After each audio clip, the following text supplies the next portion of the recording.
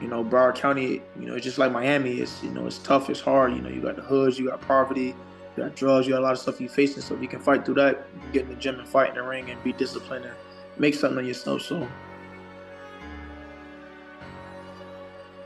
my last fight, that's all I was talking about, was landing that rear uppercut and knocking this dude out. Oh, did you hear that? And it's just amazing that I spoke it into existence. I trained for it, and I waited for the perfect opportunity. Like, my mind, I'm not gonna say it's blank, but I have only one goal and task, and it's to win the fight. Listen to the plan that we worked on for months, execute the plan. It's like, that's the main thing, execute the plan.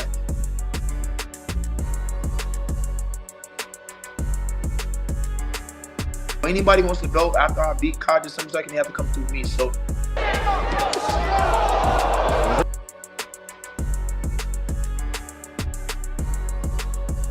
all I do is flash this jab in his face and blind him, and I throw it behind him, he's out of there, and it happens. So everybody know that I'm deserving of the shot. I got the shot, and I'm the real true king of 145. So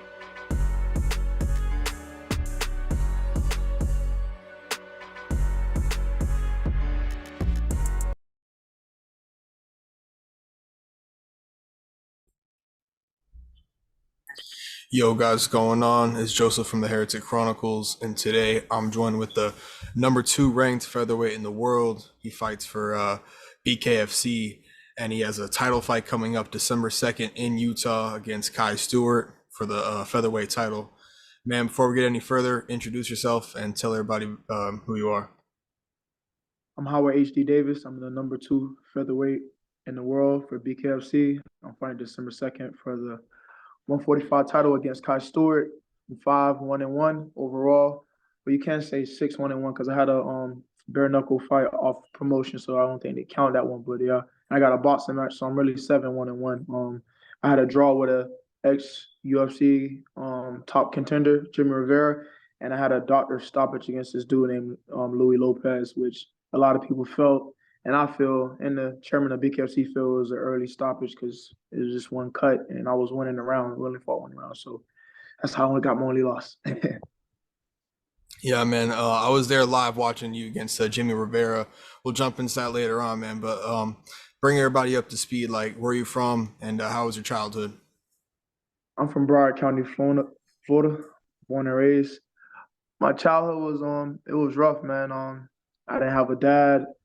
My mom, single mom, tried to do everything she could, and I guess me coming up how I did, just fighting my siblings and my mom teaching me to never, let nobody bully you or, punk you or anything like that. I just always had this, guess this anger inside me, I always fought.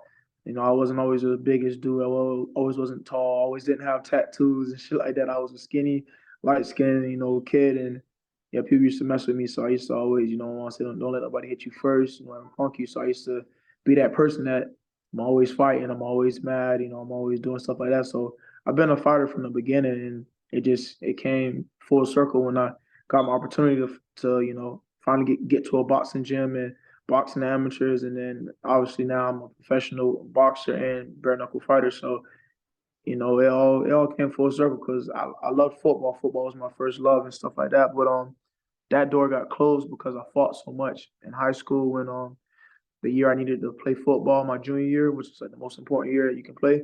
I missed it by like a point one or some weird shit, man. I got on the track, started bringing up all my grades, going to summer school and stuff like that, but I just had done so much and missed so much school that I had to bring my GPA back from the dead, and it was really hard. So I missed my junior year and I played my senior year, and I balled out, but it just wasn't enough. Once your GPA is low, they have that that like scale, and you have a low GPA, you have to get higher on the ACT or SAT, and unfortunately I didn't do it, and it just it made me give up. I still wanted to go to a JUCO or stuff like that, but I ended up having my first son, little HD, and I didn't want to leave him behind and make him feel anything that I felt growing up. So I stayed and I found a different route, and a different route ended up being fighting. How did you get into the whole entire bare knuckle thing? It wasn't bare knuckle at first. It was always supposed to be boxing. My first discipline was boxing. Okay. I started boxing at this gym called Band Camp. It's a known gym in Broward County. It isn't here anymore because our coach had unfortunately passed away early. Rest in peace to him. But he had brought a group of kids together, a group of young men, older men together, and try to get kids off the street and really give back and show we got talent down here in Florida and boxing too. It ain't just about basketball and football and track. Like we got fighters down here too because Broward County, it's just like Miami. It's tough, it's hard. You got the hoods, you got poverty, you got drugs, you got a lot of stuff you facing. So if you can fight through that, you can get in the gym and fight in the ring and be disciplined and make something of yourself. So he really, took people off the streets, people that he seen potential in, and he gave them a chance. And we all grateful to him. Even though we end up leaving all at a certain point in time through the years passing, like that's what we all had started. That was my first boxing gym ever, and if I didn't find that gym, I wouldn't be here right now fighting for a title in December. So all respect and gratitude to that man. His name was Coach Mace and Bang Camp. They a lot of fighters like Rambo Russo,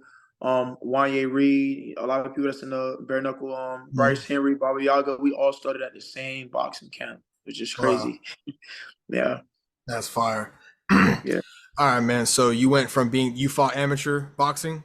Yeah, I did. I didn't have much fights because I was a grown man. I was already 22, 23, had kids, had to work. So it took away from that. So that's a luxury a lot of kids don't know they have right now. When you're young, get those amateur fights in. You get to focus on school and boxing, and your parents usually take care of everything. But when you got bills, you got kids, you got other stuff going on, you can't really pour your whole, everything into boxing unless you got a good sponsor or somebody that's taking care of that. Because when you're an adult and you got kids, you got bills, you got mouths to feed, and it takes away from a lot of stuff. It's very stressful. So I managed through that. I didn't have a big, crazy amateur career. I won a few belts and stuff like that. I didn't get ranked in the nation because I didn't go to the big tournaments, stuff like that. But I won Florida State, Powell, Sugarbird, National, tournament. Wow. I won some stuff. I wasn't a bad boxer. I'm a good boxer, but I did start late. Did you fight any bare knuckle promotions before BKFC, or did you just jump straight into the? Okay. Yeah, can you name them? Yeah, I fought on this card. It was a predominantly boxing card for Mundo Boxing, but they added a bare knuckle fight for me. And, shit! Okay. Yeah, if they would have counted, I would have the fastest bare knuckle knockout. It was like a 1 second, 2 second knockout, but the referee counted, so it became a 12 second instead of 2 seconds. So, and it was all promotion, so I don't know if they would have counted it anyways. But I threw a 1-2 straight out the line and knocked the dude out, and that was my first fight. It was at 154. It was on a Mundo Boxing promotion and a special, fight at the end. I think I was the last fight. It was a bare knuckle fight, but the rest of the fights was boxing. And what year was this? This was 2 years ago. That was actually, it had to be 2 years ago or maybe 3 or like 2.5. I think it was. I fought that fight, and then like a few months later, I fought against Rusty Crowder in the BKFC. Yeah, that was your BKFC debut against Rusty Crowder, correct? Rusty Crowder, and that was 2021. I want to talk about the Jimmy Rivera fight because I was there live for that. It was a really cool fight, man. It was crazy back and forth. What's it like fighting at the Hard Rock?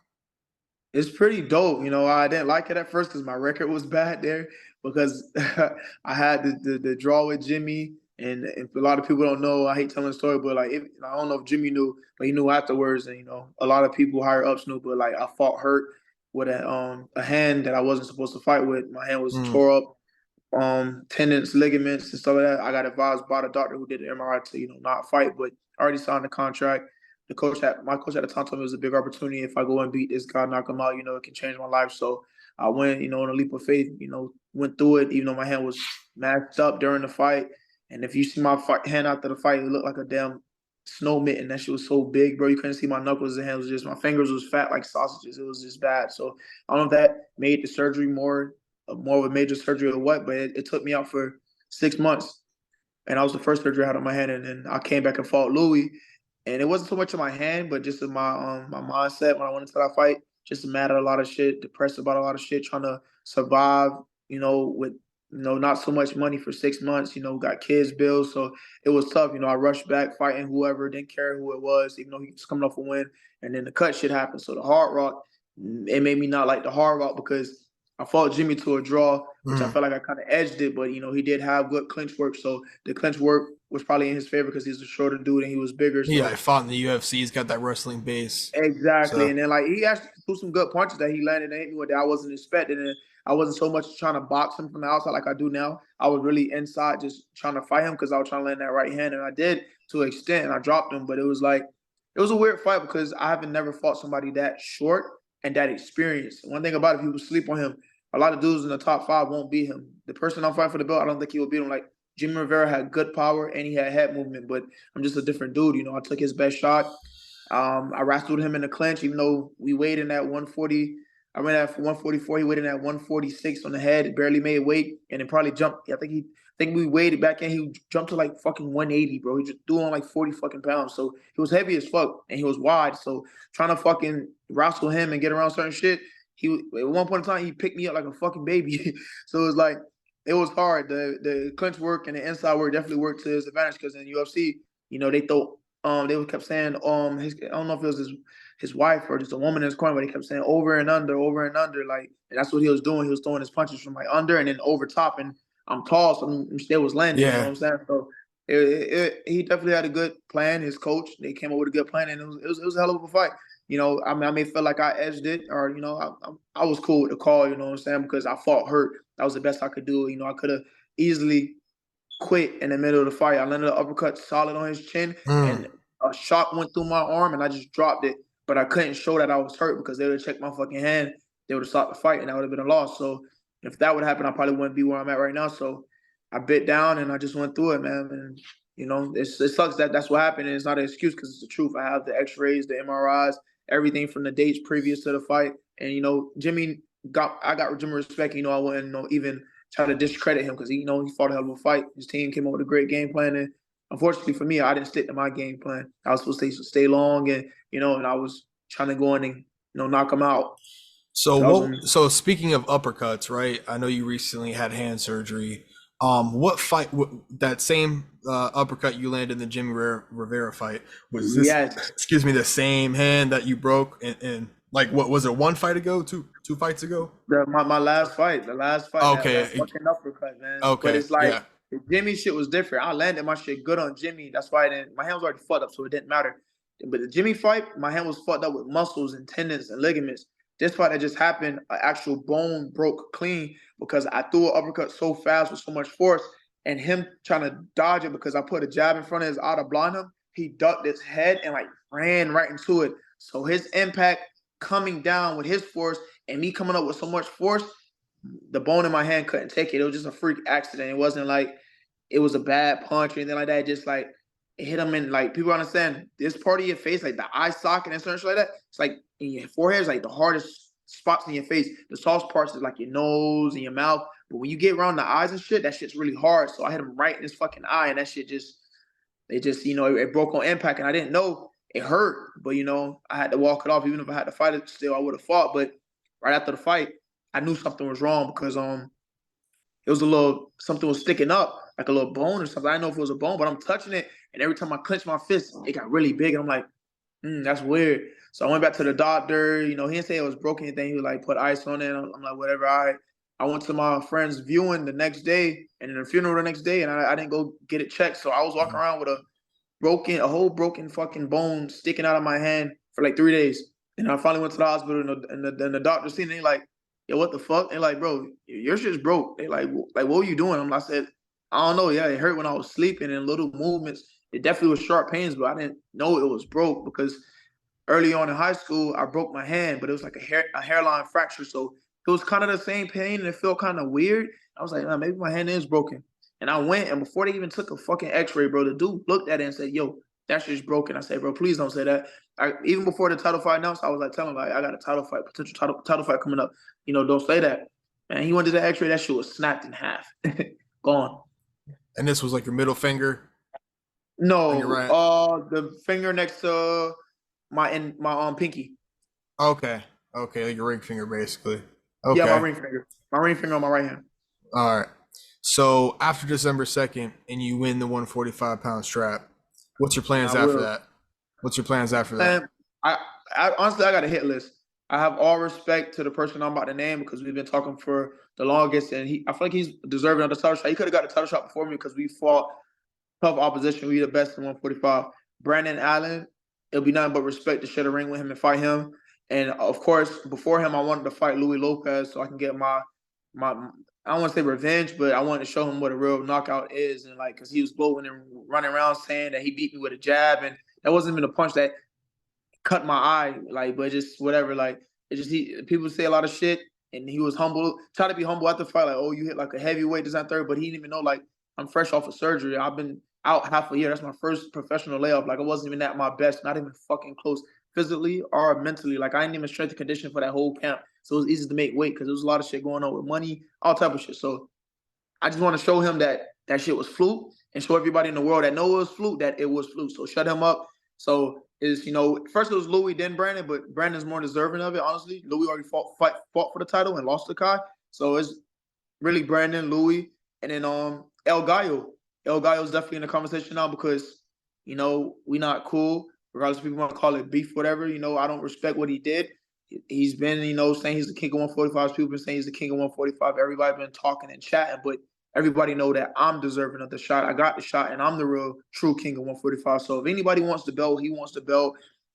Brandon wants the belt. Kyle wants the belt. Anybody wants the belt after I beat Kyle December 2nd, they have to come through me. So regardless of that, I'm looking to go up to challenge for a belt, whether it be Palomino, whether if I go down to 135 and fight Keith Richardson, who just won the belt. I'm ready to become a multi-time world champion in BKFC. So I don't feel like nobody can stop me, and that's how I feel about any opponents I have. I feel like, they line them up, I'm going to knock them down. What would you say to anybody out there, man, that's like maybe dealing with some mental health, trying to overcome adversity, man, tough times right now? Like, what's some encouraging, words for the people out there? The first thing I can say that has helped me through my journey is to lean on God. If you believe in God, if you don't, find God. God is there always, and He gets us through these battles. It's not luck. The things you hope and wish for, that isn't, that just isn't energy you put out there. Yeah, energy is big in the universe, but I'm telling you, man, trust God to get you through what you're going through. It may be a lot of hardships that's happening, a lot of things that's not going your way, but man, if you believe in God, give your love to Him, give your faith and belief to Him, He will guide you to the light. And that's the biggest thing I can say, because I've been in dark places. I've been depressed. I've been suicidal. I've been in places y'all wouldn't think a person like me, because people think that Black people don't have, mental disabilities, or a lot of Black families don't believe in that. Like, you tell your mom that, you're depressed or whatever, she may laugh at you. You tell your cousins that, they may laugh at you. And that's in different cultures too. So I've had to, be like that. And unfortunately, it led me to it getting worse. And, I've been to places that, you wouldn't expect me to be, but I fought my way through it because I had kids on the outside, kids I had to take care of, kids I want to see grow and not go through the same pains and suffering that I went through of not having a dad, and, just not having support from their family, and not, getting love from the people that brought you into the world. So I've been through a lot, but the stuff I've been through has molded me into a man that tries to give all that stuff to my kids that I didn't get, So just try to find your purpose when, when you praying, when you're going through the Bible. And once you find your purpose, just, go hard in anything that you want to do, because it's always a way to get out of your depression, always a way to climb out of that dark place, man. Like, find love, find a person to invest in, and then y'all build up together. You pour in their cup, they pour in your cup, whatever you need to help you, man. Start a family. It's so much things out here you can do, and like, people gotta understand, like, life is the most precious thing in this world. Like, I've lost 5 friends this year in multiple different ways, from, getting murdered, motorcycle accidents, all types like that. And I use, them as motivation to keep going in life, because that's what they would want. They would want to keep going in life, but they can't. So I want to continue going for them. They give me motivation to wake up every day, to train, to, try to live the right way. And yeah, I'm not going to be perfect, but I'm always going to put my best foot forward. And, I'm going to believe in God. I'm going to always try to do good by people, because, that's how you bring the energy back around to you. And also, man, quickly, what's going through your mind right before the fight starts? Walk everybody through that. My mind, I'm not gonna say it's blank, but I have only one goal and task, and it's to win the fight. Listen to the plan that we worked on for months, execute the plan. It's like, that's the main thing, execute the plan. There's no point in having a plan, and the first time you get punched in the face, or something doesn't go right, you abandon the plan. I used to do that a lot, but now I'm way more calm, and I can hear. It's so much going on. You can hear the noise, you hear the cheers, you hear the boos, you hear the oohs and the ahs. But one thing I do hear is my coach, B3. He's soft spoken, but when it comes to the fight, I can hear his voice at everybody and telling me what to do. So just the fact that we spent hours and hours and hours, blood, sweat, and tears inside the gym working on this plan, I want to make him proud and make myself proud. And the plan that we came up with, I want to execute it flawlessly. I really appreciate you coming on, man. It was No an honor, bro. Like likewise, seriously. likewise. Yeah, Likewise. man. It was a pleasure. It was a pleasure talking to you, bro.